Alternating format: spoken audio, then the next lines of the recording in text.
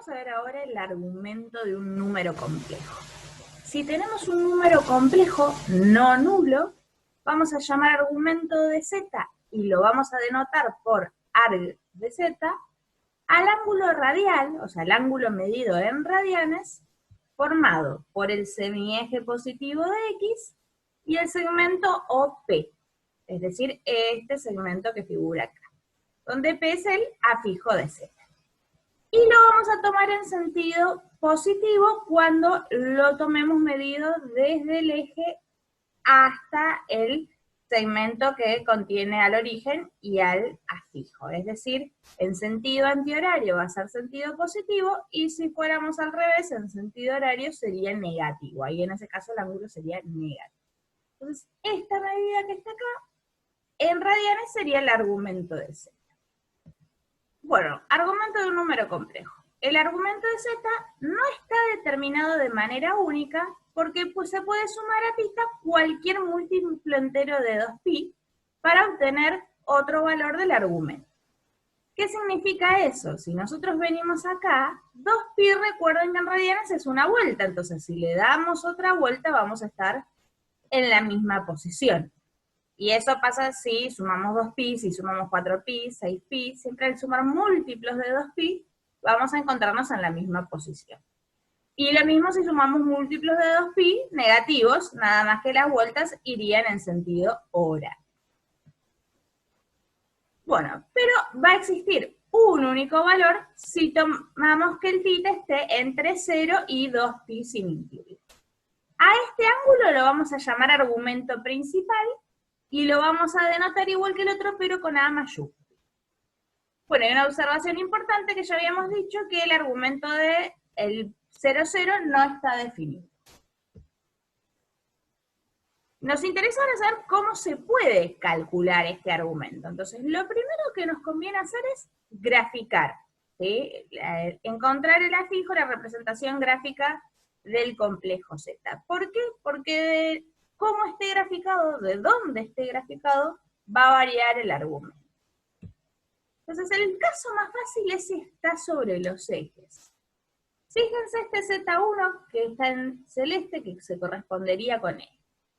Si nosotros estamos en el eje real positivo, ¿sí? Es decir, si Z1 tiene esta forma, igual a un número real positivo, entonces el argumento es 0. El ángulo de este semieje con este mismo semieje es 0.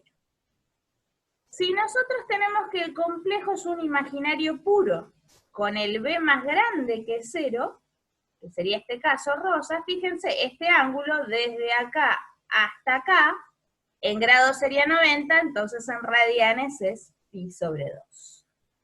Si nosotros tenemos que es un número real, pero negativo, se encontraría ubicado sobre este semieje, entonces el ángulo es pi, que equivalía a 180 grados. Y si lo tenemos ubicado sobre el semieje de la psi, pero es negativo, el ángulo sería todo esto que es 3 medios. Eso sería si está sobre los ejes, que el ángulo se puede ver a ojo, digamos. Bueno, ¿qué pasa ahora si no está sobre los ejes? Está sobre los cuadrantes. Lo primero que conviene calcular es un ángulo auxiliar, un ángulo θ estrella, que tendría esta forma, arco tangente del valor absoluto de B sobre A. Y lo que va a hacer es un ángulo en el primer cuadrante que tiene relación con el ángulo que hay que calcular. ¿Por qué es esta fórmula? ¿De dónde sale? Fíjense, si esta medida es A y esta medida es B, B sobre A sería cateto opuesto sobre cateto adyacente, es la tangente del θ, ¿sí? Entonces, del θ estrella en este caso. Entonces, la arco tangente de ese B sobre A es el θ estrella. Esto es lo primero que hay que hacer. Luego, lo que hacemos es ver en qué cuadrante está, ¿sí? Si está en el primer cuadrante, en realidad es lo mismo que tener este dibujo. Entonces, ahí el θ va a ser igual al θ estrella.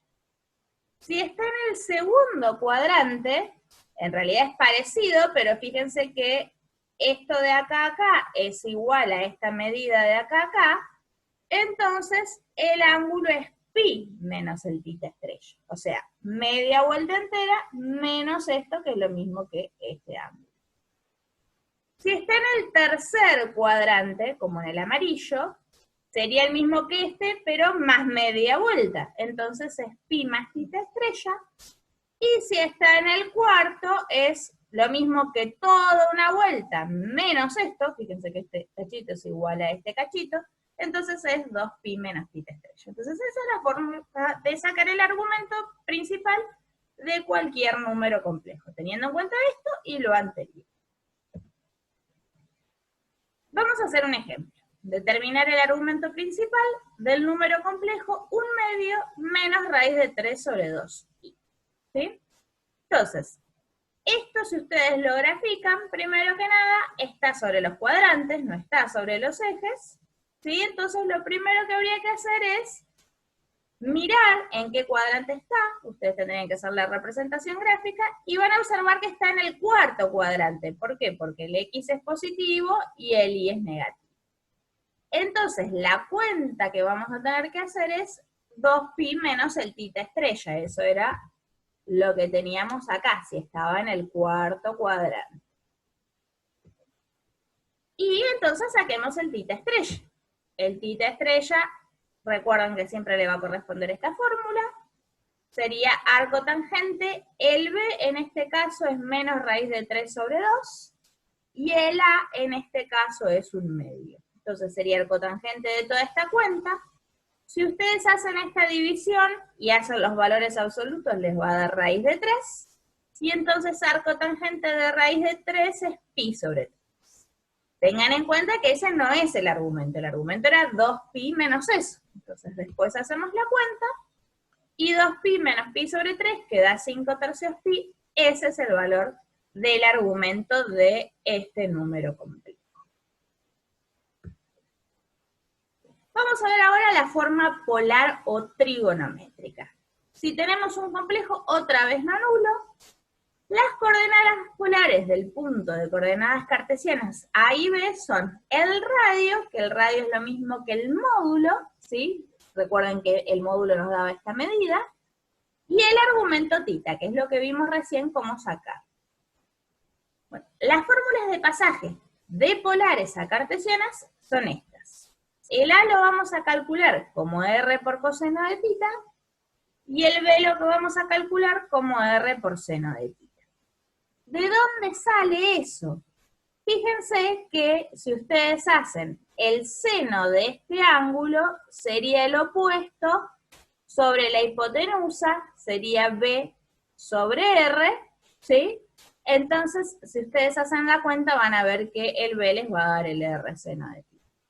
Y si ustedes calculan el coseno de θ, sería el adyacente sobre la hipotenusa, sería A sobre R. Entonces, si ustedes multiplican, les va a dar que esto es el valor de A. De ahí salen esas fórmulas.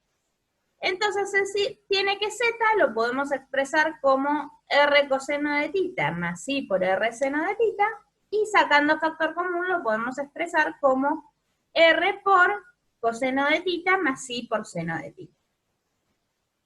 Esta forma de expresarse se puede abreviar, ¿sí? Se suele notar así. Es la que se llama forma polar o trigonométrica, y se suele abreviar así.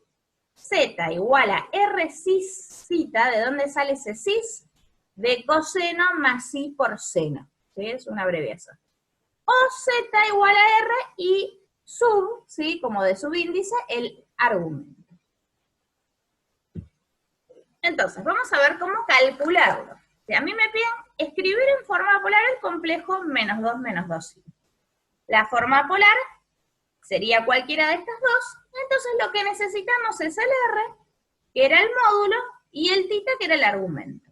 El módulo habíamos visto antes cómo sacarlo, que se sacaba con esta raíz de la parte real al cuadrado, más la parte imaginaria al cuadrado, así que nos dio raíz de 8. Y el argumento es lo que vimos recién cómo se saca. Si ustedes lo grafican, esto va a estar en el tercer cuadrante.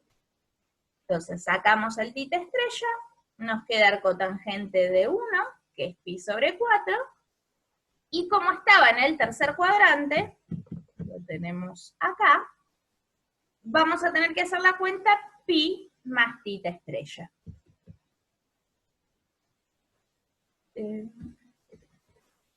Entonces, ahí hicimos pi más tita estrella, sería igual a 5/4 pi.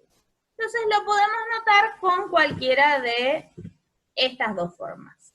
R cis tita o R sub el tita. Entonces acá está anotado, raíz de 8 cis el tita, que es 5/4 pi, o raíz de 8 sub 5/4. Vamos a ver otro ejemplo. ¿Qué pasa si queremos escribir en forma polar el complejo z igual a menos 1? Z igual a menos 1 está ubicado sobre los ejes, entonces no le va a corresponder esta fórmula.